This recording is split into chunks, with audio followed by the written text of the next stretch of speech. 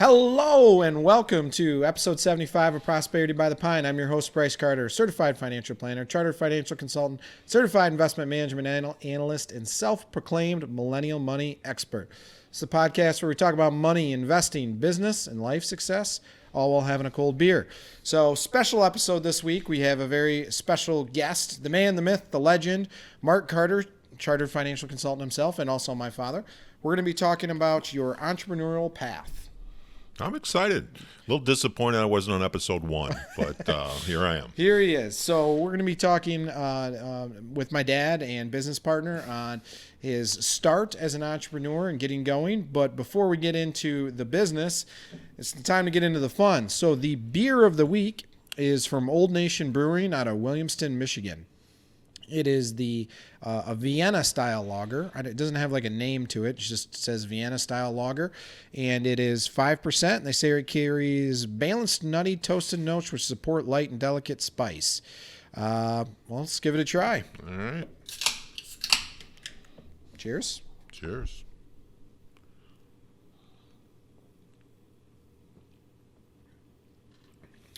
Well, that is delicious. It's actually really good. When you were starting to read the things, I was a little worried, but it's actually good. I thought it was going to be more of a kind of a heavier porter type, but this is a light but flavorful lager. I like it. So, why don't you kind of start out by giving us a little background and I guess why don't you talk about now, where you are right now in your career, and then we'll get to the start. All right, where I'm at right now in my career, really I'm at a very sweet spot in my career and life, meaning the fact all the work that was put in for all those years, really for about the past 10 years have paid off dramatically, where I have much more control of my time. I have much more control of the personal things that I do. I still work, I think, hard. I don't work as many hours, obviously, as I used to. Money isn't an issue like it was 30 plus years ago. I feel like it's at a very successful and profitable point in my life, and it's a blessing. Yeah. So I guess, from that perspective, what got it all started, right? So now you're 32 years into this business, I believe 32 or 33, and take us through the beginning years of Mark Carter launching himself as an entrepreneur, as giving financial and insurance advice to people. So I want to go a little bit earlier than that, and this is the reason why, is because so many times you get individuals that come in from different walks of life. Maybe parents were in a different scenario, didn't come from a lower income or whatever, and they don't think that they have the possibility of building their own business. And I just simply say that is totally false. Life is not about the cards you're dealt, but the hand you make. And when you look in that mirror every single day when you get up, you have control of your own destiny that particular day. And, mine was very non-traditional. I came from a family, and the family, we didn't have a lot of money. Didn't have a very good relationship with my father. I won't get into those reasonings, but I left home at 17. So I've been on my own since age 17. I finished high school in an apartment by myself. Frankly, was between work and high school, the hours were pretty grueling. Moved to Michigan and met my lovely wife. My mother. Yeah, your mother. At 21. We were married and, had Brandon at 22 and Brice Brittany at 24 and you at 26. And, so I didn't have this tradition, you finished high school and then you go to college. I had to take courses in different things and spare time and scrape the money to actually do that. But I was working in a profession, in that particular profession, I was working 60 hours a week, 65 hours a week. I was punching a clock. And realized how much work and effort and the likelihood of me actually being able to provide the things that I want for my family was non-existent. Yeah. And so when you start given that picture or that vision, then I was blessed to meet what I call my mentor right now. And, at 25, I left that, consistent paying job to open a business in the financial service industry. And it's tough because at that particular point, I had 2 kids with one on the way. We lived in a 14 by 64 home. I didn't have the money to go do a storefront office. So, my first office was the back bedroom of that mobile home. Smiling and dialing. And, that's what you did back then. Yeah. And at the time in financial services, there was when you started, no helping salary or anything. It was all make it your own, commission only. And so that's a hell of a leap of faith to have 2 little ones at home, third one on the way, leave the paycheck, 40 or 60 hours for somebody else, but you had the bills covered to take that leap, to want the extra things, to want to provide.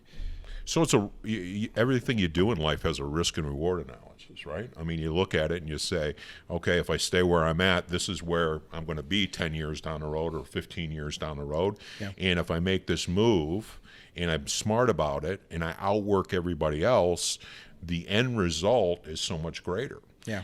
And I'm not saying that there wasn't struggles, because there certainly was. You go into there and you have 0 clients. And I think the approach that I took was, leaving the house at 17, you really have to have this survival mode, right? There's nothing, it's you, and you're still young, you're immature, you're making probably not all the best decisions, but you have no alternative. You have to succeed. You have to put food on the plate. Well, right. Now you get a family, and now you're taking care of the whole family. Tina stayed at home. She was a homemaker. That's what we wanted for her to be there for you guys. It's certainly a bigger risk doing it when you have a family. For the young single person without any kids, those obligations add an extra element of risk. They do. I guess, but when you do have a partner, a spouse, a boyfriend or girlfriend that are cohabitating, that support is necessary to make it, right? If you don't have the backing there. So that's I right. guess, how did Mom handle it when you said, I'm going to quit and I'm going to go into financial services, but I don't have a paycheck week 1, 2, or 3, or maybe 4? So she was extremely supportive.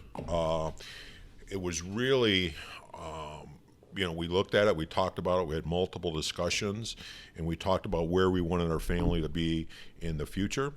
And I wanted to provide a scenario that I didn't have for my kids to go to college and get an education if that's what they wanted to do.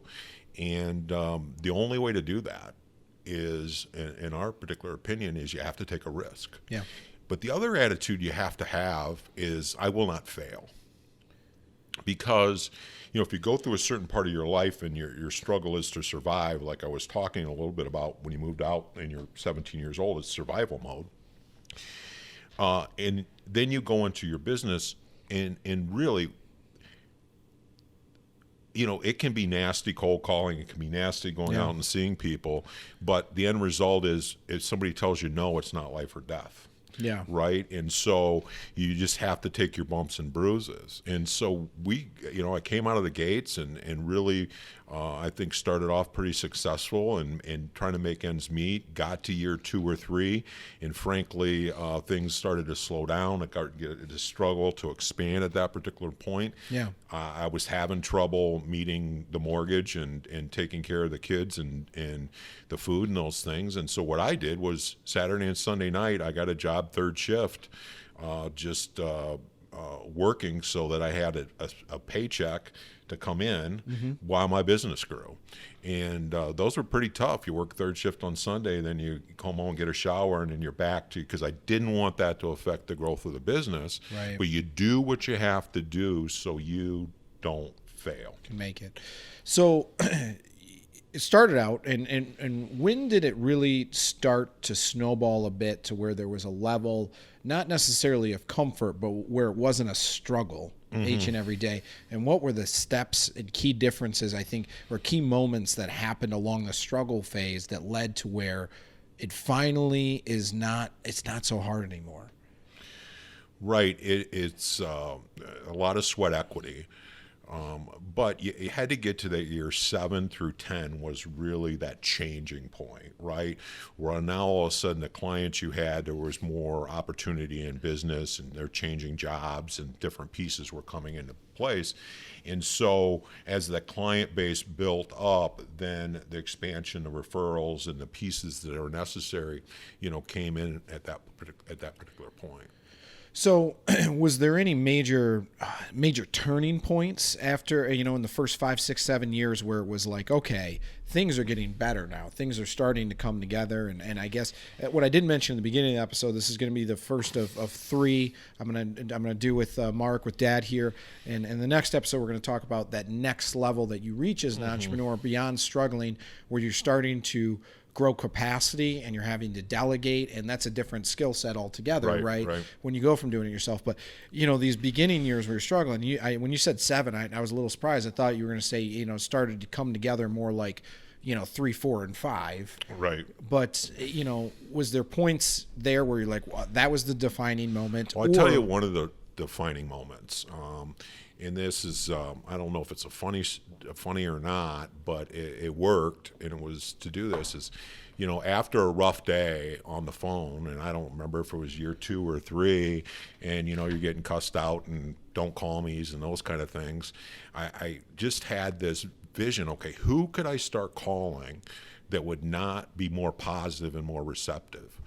And ultimately what I did is, frankly, most of the credit cards were maxed out at that particular point. I was broke. I came to my mind that, how about pastors? A lot of them don't have benefits at their church, don't have retirement, didn't have life insurance or disability or any of those things. So I went and spent $300, which was a ton of money, probably was the maxed out my credit card, bought a list of 2,000 pastors in the state and started mailing and calling them.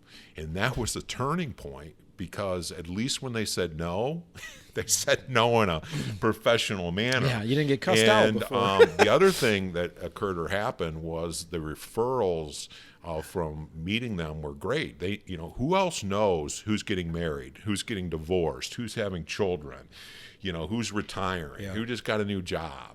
And so if there was one turning point early on, was that idea that kind of gave me this fuel on the fire to get through the next year or 2, and then keep going like that. One little idea and kind of snowballed from there, and it's so outside what you would think too, right? Right. Like, well, smile and dial pastors. At least there's no 4-letter word before the 2-letter word of no. Yep. I mean, it is. Yeah. So. Any other stories that are that might give us a little chuckle from those beginning years? I think I remember a few, but I want you to pick. Well, I'm curious in the ones you remember. Well, I don't know. Maybe this is not a chuckle, but I remember there was. So we live in southeast Michigan. For those of you that are not local here, and to the tip of Michigan, northern UP, it's probably 7 to 8 hour drive. And I remember you spent an entire day of going up, making a sale that would have been life changing, and then a 7-hour drive back. And by the time you got home, there was a voicemail waiting for you that said, I changed my mind, I don't want to do anything. Yep, I remember that. It was a doctor, and all the way up. And so you go from a high, which we put a good plan together, client committed to go ahead and do the plan and got all the paperwork signed, and you drive back and you're on cloud 9, and you get home and basically I think his wife basically didn't want to do it or whatever the situation happened to be, but you came back and the whole day was blown, and all the positives from that get blown. But there's always going to be ups and downs. And ultimately what you've got to realize is you can't take things personal. You know, That's for true. people, they're making business decisions. No matter how you think that is the wise business decision from, ultimately it's their money and they're going to make that decision, and you can't take it personal. You just try to be the best you can do the best service that you can provide, no matter what industry. Be honest and ethical, and the odds will be in your favor. But things like that will occur and happen, Yeah. and you can't let them be life-changing events, because it's easy, and I don't care what profession you're in, it's easy to let that get down and just give up, and you got to have the no-quit attitude.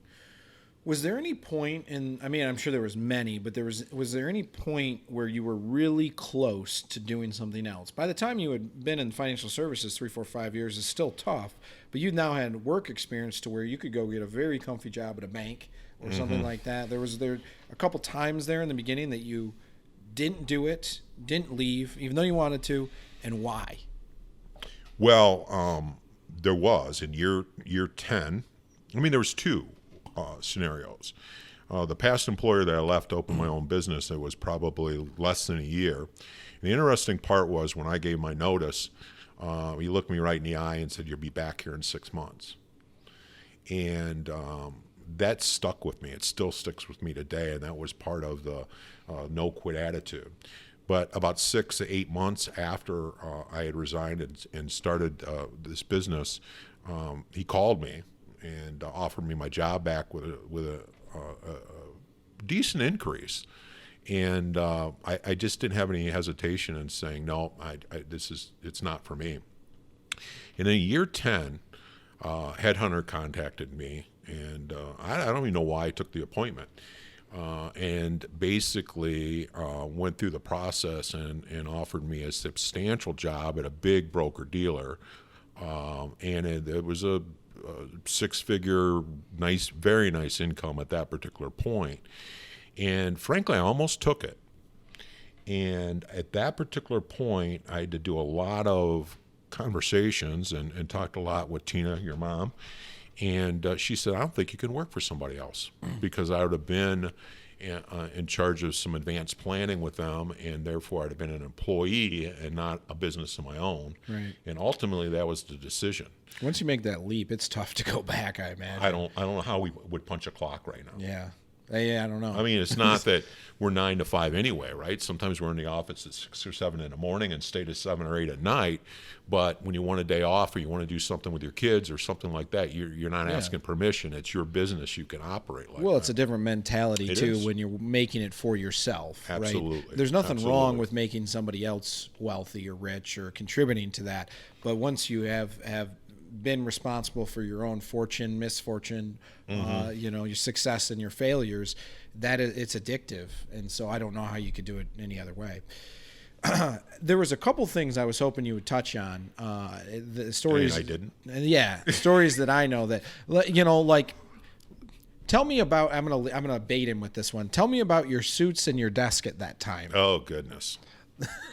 Well, you got to remember, this was back in 1988, so it was a long time ago. Well, I was in a job that I got pretty greasy in when I made this change. So the first thing is you don't have any money. You go into this career, you get hired and, do all the training. And, okay, so what do I wear? Right? I at that particular point, you didn't wear sports coats and you didn't wear polos. It was a suit and tie game. Yeah. And I remember coming home after some appointment. I owned one suit at that particular point. It probably wasn't a decent suit either. And Tina actually went garage sailing and found where somebody close to my size was selling a ton of suits. Close to my size. So close to my size. And so I think she bought 7 suits at $10 or $15 each. Yeah. And then we went and got them altered, and that was my wardrobe. It was $150. Yeah, at 10 suits. I don't know 10 suits today. Like, believe me, they cost more than $10. Like, But maybe it was 8, but you get the gist of that. Is my first suits were garage sale suits. Yeah. And then the next thing was, I couldn't go to the store and buy this nice looking desk. We had hardly any room. to begin with.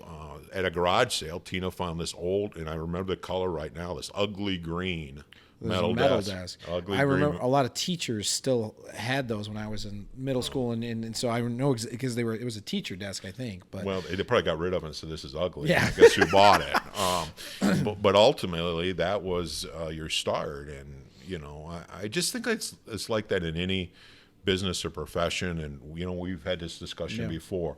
It doesn't matter if you went to school and became a doctor, right? You come out of school, you spent $300,000 or whatever your education is. You're not going to open a practice and have a line of people waiting for you to get in. Right. Now, why don't they fail? Because they spent 8-10 years and spent a ton of money to get that particular education. Yeah. The problem is when people go into these business as an entrepreneur and they're not putting out the cash, you have to exchange the cash for sweat equity. Right. And if you don't do that, you will not be successful. You're not if vested. You got to be vested some particular way. Yeah. And it's too easy to say, you know what, I can't do this anymore. Right. Well, and you see that with realtors. They're enormously high turnover. Yep. Insurance, financial services, mortgages, all those businesses where it is professional services, a lot of times financial related. They don't make it. It's well over 90% Yeah. that people that are not successful. Yeah. So what makes these successful people, that breaks that down in that profession, and it's such a huge percentage of non-successful? I think it's luck is a symptom of work ethic. So work ethic produces luck. Not that they got lucky. It's the harder you work, eventually you're going to get a client to say yes. And then eventually you're going to get 2. And eventually you're going to get 4. And it just builds It's from there. staying power, too. Yeah. You really have to do it with the idea that I'm not going to try this out. This is my new career, and this is what I'm going to do. Right. So you've done a lot of the talking, so you haven't got to try the beer very much. But what do you think? I like it. Yeah. I like it. Again, when you were reading it off, I was a little worried. Yeah, But well, I'm kind of more of a porter, and I do like lagers, but more straight lagers. It was good. I was very surprised by this myself. It's 5% alcohol. Williamston, Michigan. You guys don't hear me say that this very often, but this is one that I would leap for.